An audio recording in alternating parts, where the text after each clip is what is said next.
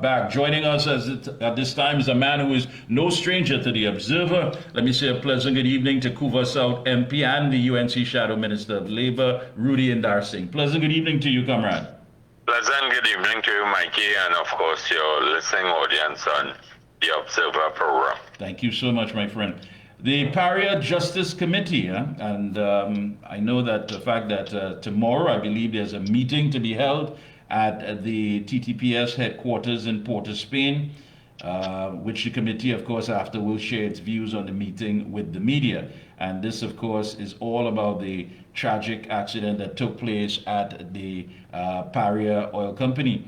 You know, one really has to ask the question, I mean, if it had not been for people like yourself and the family and other members of the media who has been keeping this entire issue in the spotlight, you know, now after all this time, you're still looking to get an update from the acting commissioner of police because it has been under investigation for some time. I mean, how has the entire process been, if you can tell us, from day one to where we are currently? Well, this is something that will continue to be of tremendous emotional, psychological, and mental trauma for the families of the deceased divers and the lone survivor, Christopher Bodram. And of course, all right-thinking citizens of Trinidad and Tobago. At the end of the day, it is one which has been shrouded in secrecy, cover-up, and a lack of what we would call accountability on the part of the board of directors of Paria and the line minister of energy and energy industries, Minister Stuart Young, and by extension the government of Trinidad and Tobago, headed by outgoing Prime Minister Dr. Keith Rowley. We must never forget that the board of Paria, which is headed by Mr. Newman George, is appointed by the cabinet of Trinidad and Tobago. So the cabinet headed by Dr. Rowley has the ultimate responsibility in this scenario. Where we are tomorrow is a part and parcel of what we may term to be a series of activities that has been conceptualized and convened under the auspices of the Committee for Justice as it relates to the Paria divers and so on. And you may know, as you would be a keen stakeholder in Trinidad and Tobago, advocating for accountability, transparency, and social justice in the context of the citizens of Trinidad and Tobago. You would know that we have had and we have been told that there is an ongoing investigation on the part of the Trinidad and Tobago Police Service as it relates to this unprecedented and unparalleled deaths in the energy sector and from the point of view of deaths in the work environment. We were told approximately 1 year ago that the police service investigation was nearing its end. We are in the month of February of 2025, and the families have asked of myself and MP David Lee to see if they can get some kind of update as it relates to where this police investigation is. So as a result of that, they penned a letter and they wrote the acting commissioner of police, Deputy Commissioner Junior Benjamin. I've been in contact with him via his office and his secretary and so on, and he has opted to give an audience to the families and lone survivor Christopher Bodram, and of course myself and MP Lee will accompany them to this meeting at police headquarters building, corner of Sackville Street and Edward Street in Port-of-Spain. Tomorrow morning, the meeting is scheduled to begin at 10:15 a.m. No, it's been 3 years, basically 3 years. Obviously.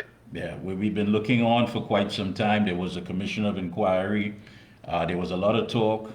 There was a lot of finger pointing. At this stage, I mean, give us an idea how is the family functioning after waiting for so long? And as they say, justice denied, justice delayed. Sorry, is justice denied. And how much, at this point in time, how are they functioning?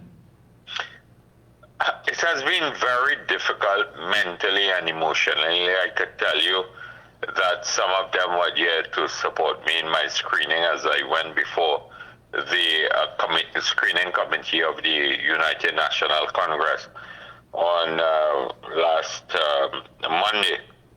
And more importantly, as I said, it's been a struggle for coming to terms with the death, the mental anguish of losing their loved ones. And if I could tell you, without contradicting myself, the life of Christopher Boardram has been virtually destroyed. It has been able to hold together as a result of his wife and children and those who have supported them, like myself and others who have continued to rally around them. More importantly, they continue to hold hope that there will be a sense of justice and accountability and so on.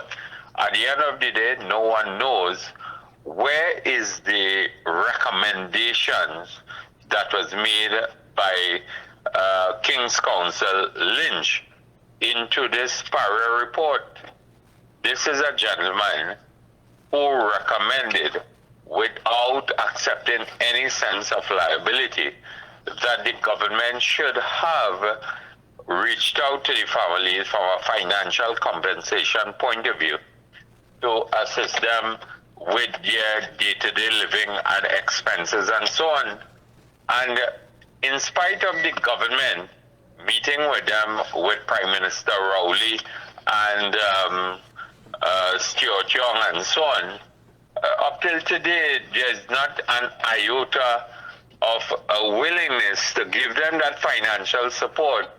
And on the flip side, the legal counsels who have been engaged by Paria could get legal fees to the tune of in excess of, I think, $10 million. And that is obscene. That is vulgar. That shows you where the priority of this government lies. And when opposition leader Kamala Persad-Bissessar tells the country that it is ETA food lawyers being facilitated by the cabinet of Trinidad and Tobago, I have to agree with her in terms of the position that she has adopted in this particular manner in dealing with certain members of the legal fraternity in this country.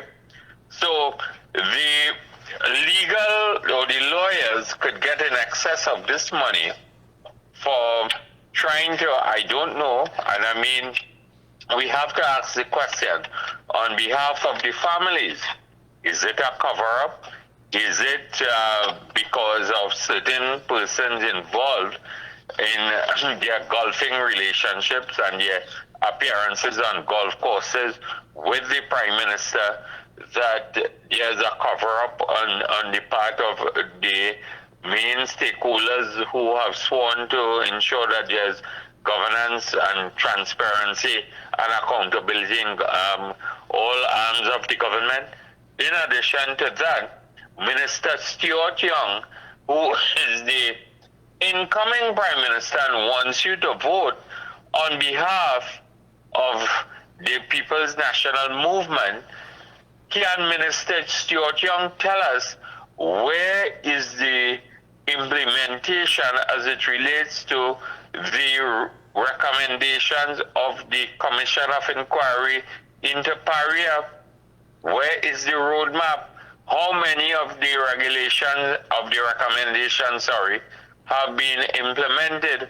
Work continues in the energy sector.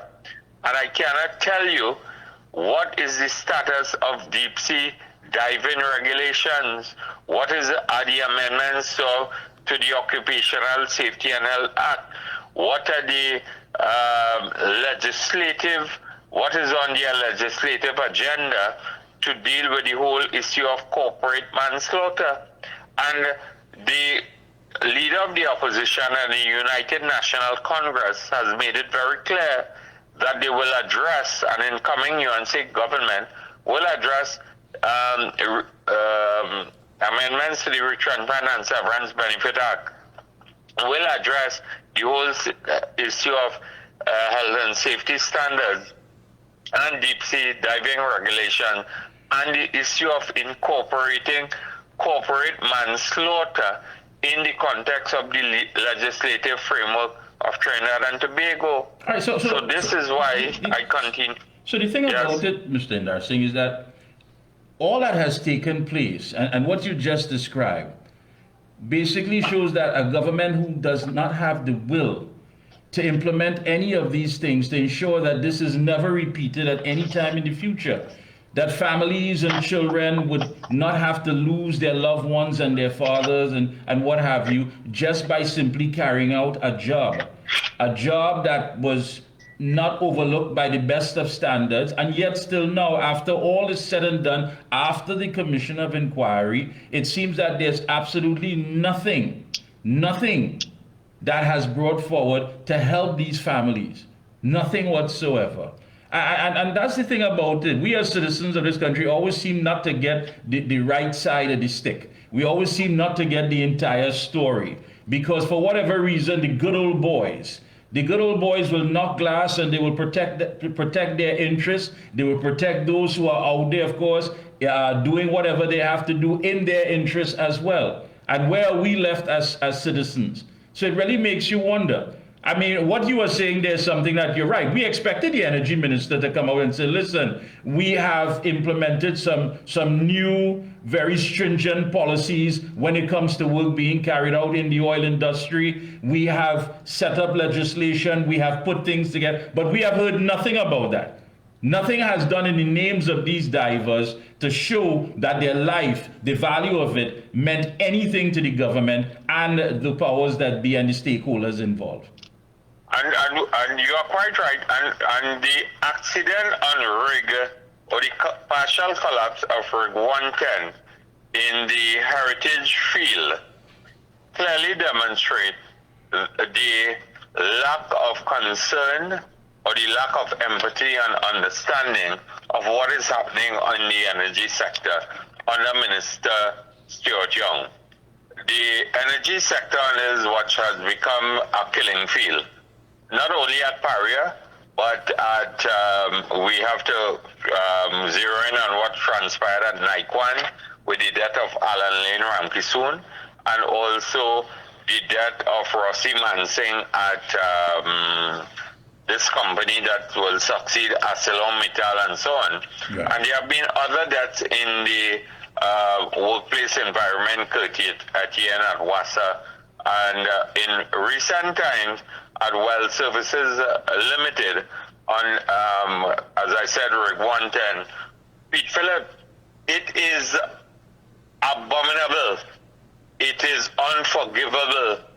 It is sickening to know that after Paria and the recommendations as it relates to deep sea diving and what is occurring in the energy sector, that Pete Phillips' body is in the ocean for more than 50 days and it cannot be recovered. We have not heard from the Minister of Energy what is the recovery plan in the context of what is being pursued by Well Services Limited. Whilst Well Services may be a company in the private sector, we accept that, but it is engaged in drilling activities on a field that is owned by Heritage, which falls under the Minister of Energy and Energy Industries.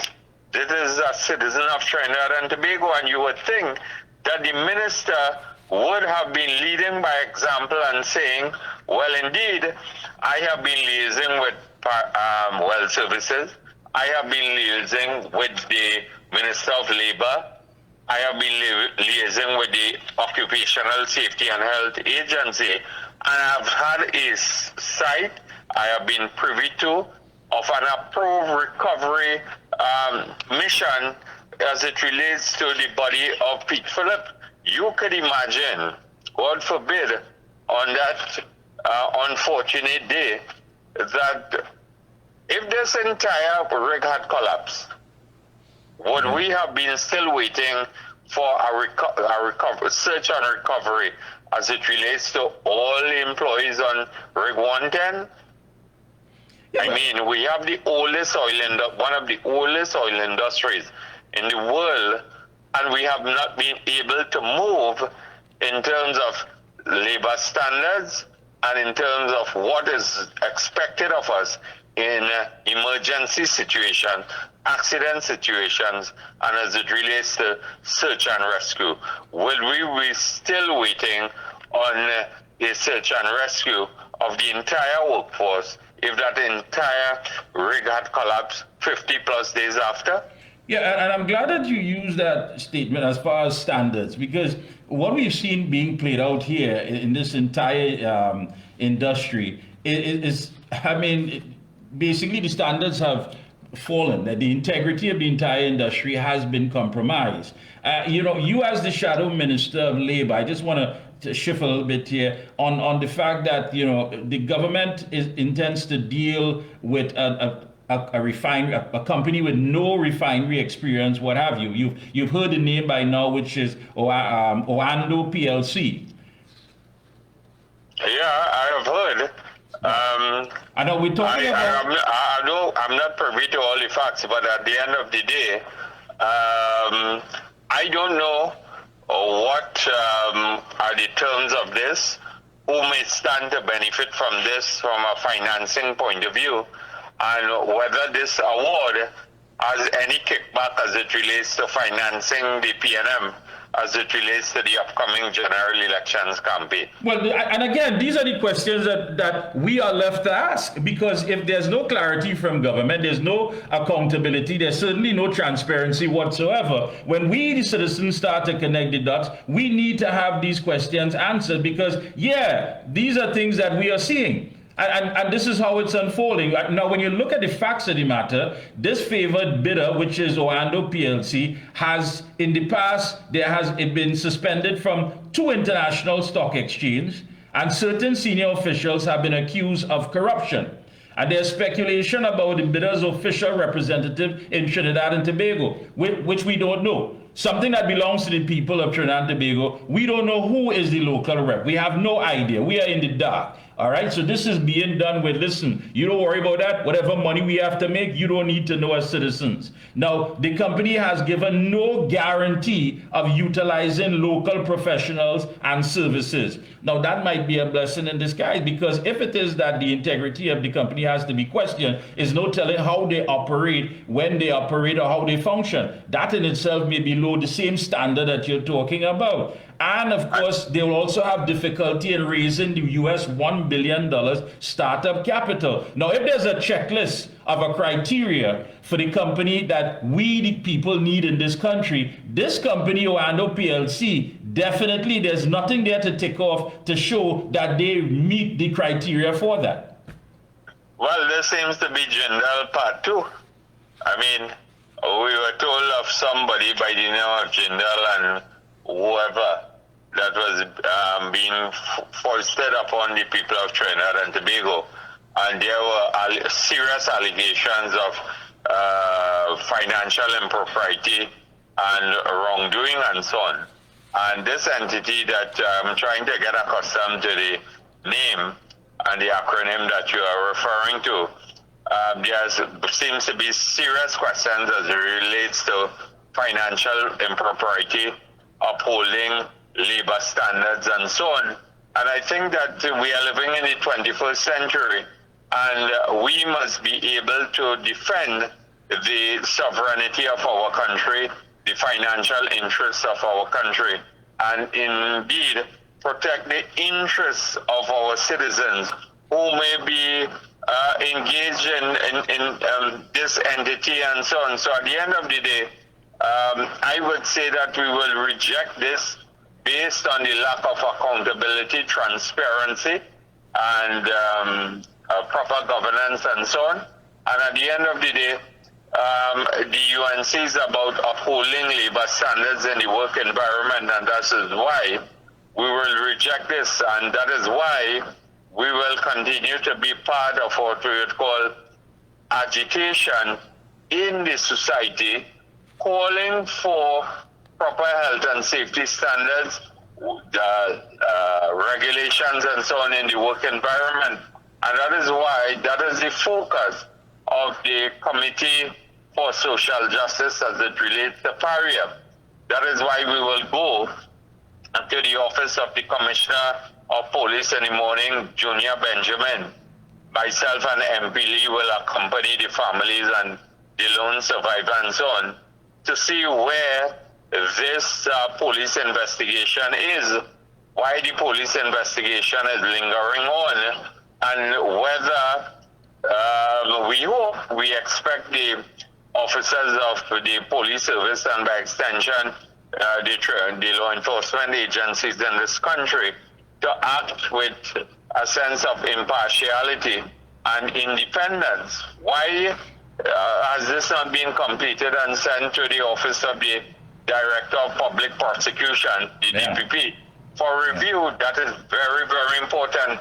So in addition to that, the third anniversary, which will occur on the 26th, this coming Saturday, the committee has decided to convene a memorial interfaith service at the office of the Member of Parliament for Couva South on the constituency office ground, where trees have been planted and are growing very beautifully, blossoming very beautifully, which will be a place to convene a short interfaith service, prayers, a sense of reflection by members of the respective families. From there, we move in motorcade to the on the way to the Paria Gate, the Marabella entrance on the southern main road. We'll stop off at another memorial site in Pleasance Park, which has been really consecrated, if I should use that phrase, by members of the Kurban family. Right.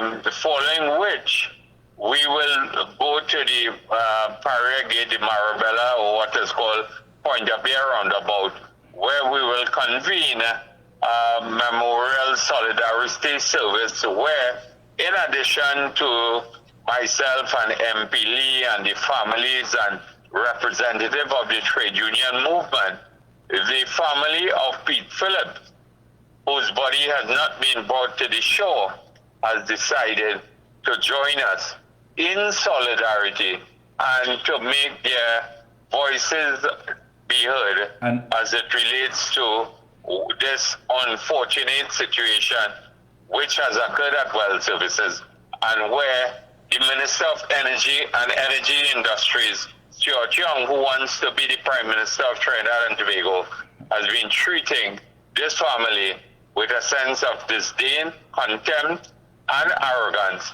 And we are saying whether it is one body or of any other amount, in terms of any tragic situations and so on, should be dealt with. The government has to take the leadership. Let's share that one more. Master Control, if you can put that up, because this is happening Saturday, the 22nd. That's this Saturday, I believe. You just spoke about it, and it's the Paria Justice Committee at 7 a.m. The wreath laying and start of motorcade to the office of the Member of Parliament for Couva South, of course, which we have him on here at Camden Road, Couva. And then at 9 a.m., it's going to be at the Paria platform in front of Heritage Petroleum Petrotrin. And of course, we continue the fight for, these divers. So join in, of course, in the tribute. Join in. You are quite right, Mikey. Join in your vehicles. Be present at both sites because we must continue to advocate. We must tell Stuart Young, governing Trinidad and Tobago is not about cover-up. not about a lack of transparency, and it is about the ordinary citizens of Trinidad and Tobago. It is not trying to protect those who play golf with you on the golf courses of Trinidad and Tobago, and I'm sure that if you what are those who are the leader, Paria, those who... Go ahead. A legal point of view, they can be found to be playing golf with the Prime Minister, and they are in a social setting and in social setting environment with the Prime Minister. And that is why we are saying that the Committee for Social Justice will not rest until there is real justice for the families and the lone survivor, Christopher Boudreaux. I want to commend you and, of course, MP David Lee and the entire family and everyone who has kept this the spotlight on this issue. Again, this Saturday, 22nd February, please join in with your vehicle, be part of the motorcade, join in the tribute, and join justice for these divers and their families. I want to thank you so much, Mr. Indarsingh, for being a part of the program this evening. Keep up the good work, and we will be checking in with you periodically. And of course, we will have an update tomorrow after that we will share with the public after your meeting at TTPS. Thank you very much. And in addition to that also, we will be delivering a letter to the Director of Public Prosecution to find out what is the status of this particular issue also.